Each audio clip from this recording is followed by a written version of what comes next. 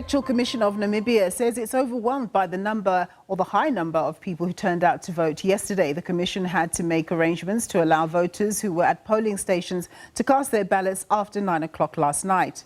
The long queues in some voting stations were experienced in Windhoek. Challenges of shortages of ballot papers in some polling stations also contributed to delays.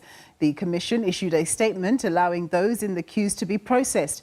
Counting has started at some polling stations and results are expected to start trickling in today. Well, for the latest, let's cross live to SABC News International Editor Sophie Mokoena. A very good afternoon to you, Sophie. So the Commission there, obviously they've had their hands full. What's happening right now?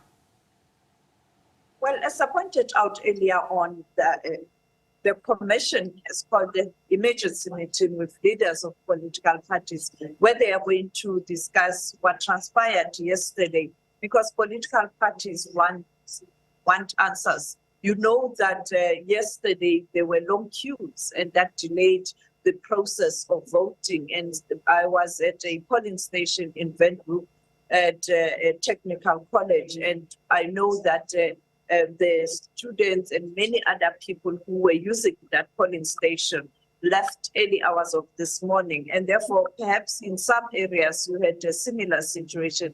And therefore, political parties are not happy. The issue here is that it looks like the Electoral Commission didn't do proper planning according to the political parties.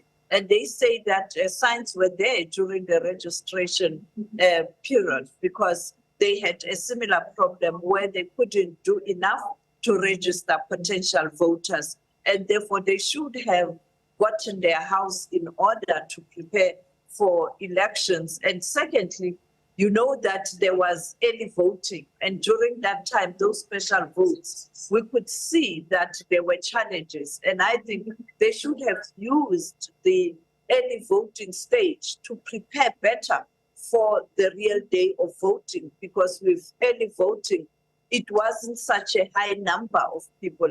And if there were hiccups at that moment, they should have then realized that there were going to be challenges later on. And of course, this is where we are. On Monday, I did ask the CEO, based on the reports during early voting, and he pointed out and assured Namibians that it's all systems go and they have delivered material. Material is enough, the staff has been deployed, but it looks like there were still challenges. Presumably then, of course, that will affect when we're going to get the total count. So perhaps we might get the result a bit later than anticipated.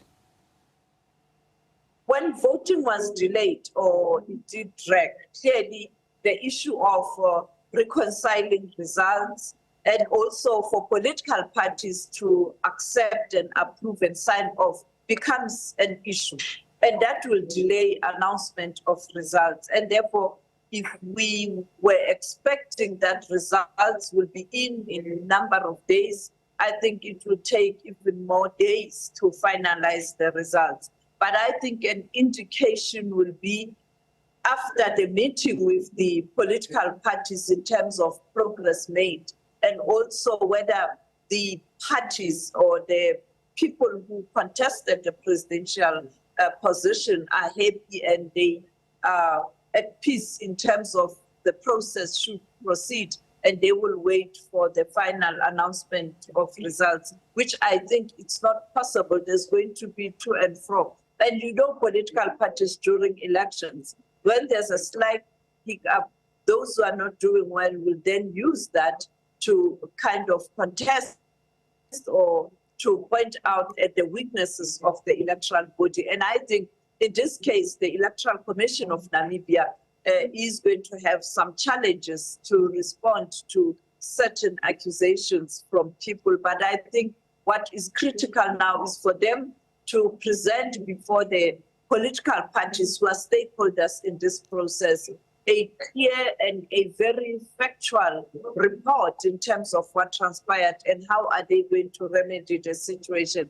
But I think this has kind of make political parties unease in terms of the process going forward. Yeah. Sophie Mokoena, thank you so much for that. She's our SABC International News Editor.